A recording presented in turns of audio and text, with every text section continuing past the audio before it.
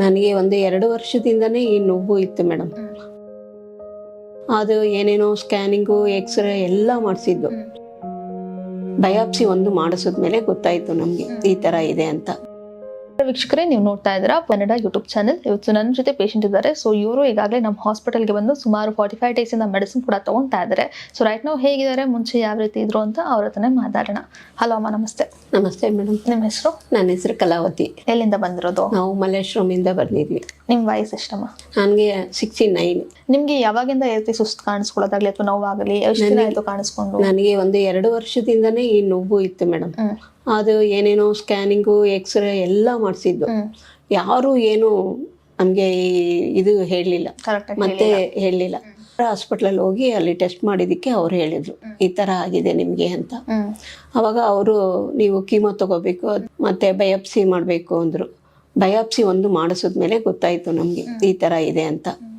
ಆಮೇಲೆ ನಾವು ಯಾರೋ ಹೇಳಿದ್ರು ಹಾಸ್ಪಿಟ್ಲಲ್ಲಿ ನಿಮ್ಗೆ ಟ್ರೀಟ್ಮೆಂಟ್ ಕೊಡ್ತಾ ಇದ್ದಾರೆ, ಅಲ್ಲಿ ಹೋಗಿ ತಗೊಳ್ಳಿ ಅಂತ. ನಾನು ಅವಾಗ ಬಂದು ತಗೊಂಡಿದ್ದೀನಿ. ಇವಾಗ ಸ್ವಲ್ಪ ಪರವಾಗಿಲ್ಲ ಮೇಡಮ್, ಓಕೆ, ಏನು ಪ್ರಾಬ್ಲಮ್ ಇಲ್ಲ. ಈಗ ಬಾಡಿಯಲ್ಲಿ ಯಾವ ಜಾಗದಲ್ಲಿ ನಿಮ್ಗೆ ಆಗಿದೆ ಅಂತ ಹೇಳಿದ್ರು? ಹೊಟ್ಟೆಯಲ್ಲಿ ಆಗಿದೆ. ಸರಿ, ಸರ್ಜರಿ ಮಾಡಿಸಿ ಅಥವಾ ಏನಾದ್ರು ಮಾಡಿಸಿ ಅಂತ ಹೇಳಿ? ಸರ್ಜರಿ ನನ್ಗೆ ಮಾಡಕ್ ಆಗಲ್ಲ ಅಂದ್ರು ಮೇಡಮ್.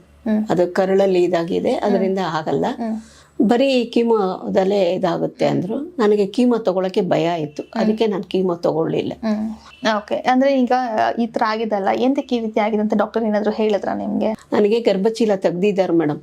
ನಾವು ಆ ಧೈರ್ಯದಲ್ಲೇ ಇದ್ದು, ಅದು ಏನೋ ಒಂದ್ ಸ್ವಲ್ಪ ಏನೋ ಬಿಟ್ಟಿದ್ದಾರಂತೆ, ಅದರಿಂದ ಅದು ಪ್ರಾಬ್ಲಮ್ ಆಗಿದೆ ಅಂದ್ರು ಅಷ್ಟೇ.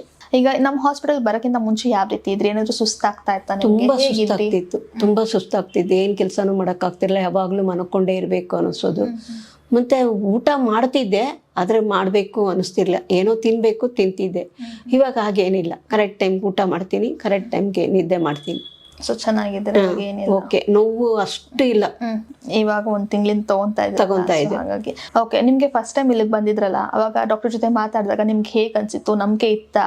ನನಗೆ ತುಂಬಾ ನಂಬಿಕೆ ಇತ್ತು. ಮೇಡಮ್ ಮಾತಾಡಿದಾಗ ಓಕೆ, ನಾನು ಚೆನ್ನಾಗ್ ಆಗ್ತೀನಿ ಅನ್ನೋ ಒಂದು ನಂಬಿಕೆ ಇತ್ತು ಮೇಡಮ್. ಅವ್ರು ಹೇಳಿರೋದೆಲ್ಲ ಫಾಲೋ ಮಾಡ್ತಾ ಇದ್ದೀರಾ? ಅವ್ರು ಹೇಳಿರೋದೆಲ್ಲ ಫಾಲೋ ಮಾಡ್ತಾ ಇದ್ದೀನಿ, ಆ ತರಾನೇ ಇದ್ದೀನಿ ಮೇಡಮ್. ಊಟ ಕೂಡ ಅದೇ ರೀತಿ ಮಾಡ್ತಾ ಇದ್ದೀನಿ ಮೇಡಮ್. ನಾನ್ ವೆಜ್, ಸೊಪ್ಪು ಇವೆಲ್ಲ, ಹುಳಿ, ಚಿಲ್ಲಿ ಪೌಡ್ರು ಇವೆಲ್ಲ ತಗೋಬೇಡ ಅಂದ್ರೆ ಅದೇ ರೀತಿ ಮಾಡ್ತಾ ಇದ್ದೀನಿ. ಓಕೆ ಅಮ್ಮ, ತುಂಬಾ ಖುಷಿ ಆಗಿದ್ದೀರಾ. ಪರವಾಗಿಲ್ಲ, ಚೇಂಜಸ್ ಆಗ್ತಾ ಇದೆ ಅಂತ ಕೂಡ ಹೇಳ್ತಾ ಇದ್ದೀರಾ. ಹೌದು, ಆದಷ್ಟು ಬೇಗ ಕಂಪ್ಲೀಟ್ ಆಗಿ ನೀವು ಹುಷಾರಾಗ್ಲಿ ಅಂತ ನಾನು ಕೂಡ ಬಯಸ್ತೀನಿ. Thank you madam. Thank you ma'am.